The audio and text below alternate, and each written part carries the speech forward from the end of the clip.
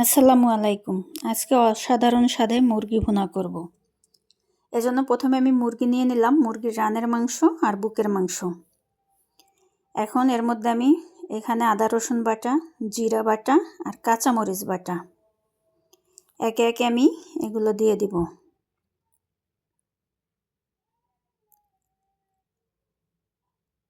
এরপরে এর মধ্যে আমি হলুদ, মরিচ, লবণ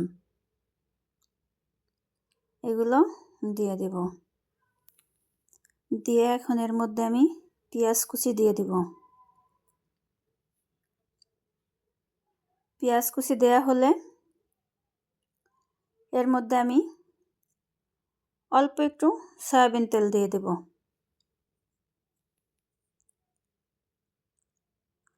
এখন এটাকে আমি অফ ক্যামেরায় হাতে মাখিয়ে নিব। মাখানো শেষ। এখন এটাকে আমি 30 মিনিটের জন্য রেস্টে রেখে দিব। ফিরে আসলাম 30 মিনিট পরে। 30 মিনিট পরে এটাই অবস্থা। এখন আমি চুলায় চলে যাব।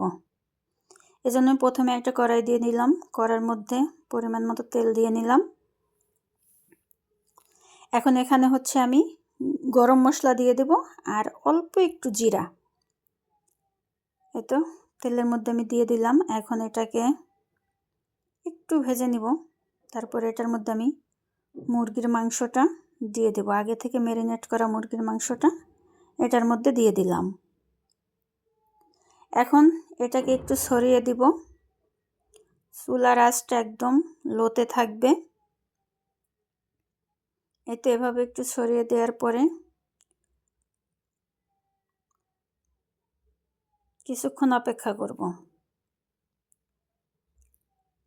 এই তো ফিরে আসলাম কিছুক্ষণ পরে। এখন এটাকে আমি এভাবে আস্তে আস্তে উল্টে পাল্টে লো আছে একদম যতক্ষণে মুরগি থেকে পানি না বের হবে অতক্ষণ পর্যন্ত এভাবে উল্টে পাল্টে দিতে থাকবো। কিছুক্ষণ পর পর এটা করব। এটা এত মজা হয় এভাবে মুরগির মাংস রান্না করলে। একবার রান্না করে খেয়ে দেখবেন, অসাধারণ হয়।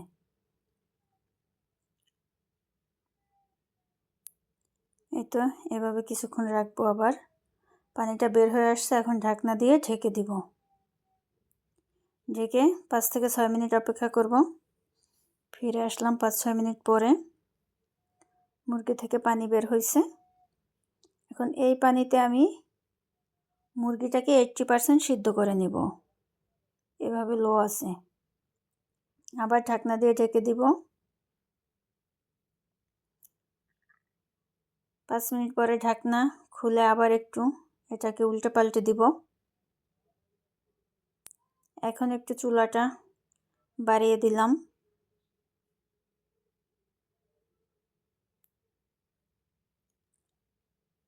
এতে এভাবে আরও কিছুক্ষণ কষাতে থাকবো। সত্যি বলছি, এইভাবে মুরগির মাংস রান্না করলে যে মুরগির মাংস খায় না সেও চেটে পুটে খাবে।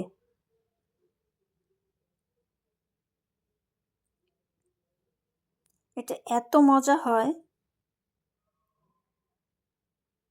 যে সবাই এটাকে চেটে পুটে খাবে। এভাবে নাড়তে নাড়তে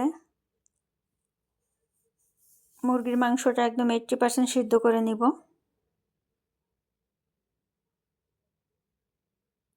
এখন আমি যেই বাটিতে ম্যারিনেট করে রাখছিলাম ওই বাটিটা ধুয়ে অল্প একটু পানি দিয়ে দিব।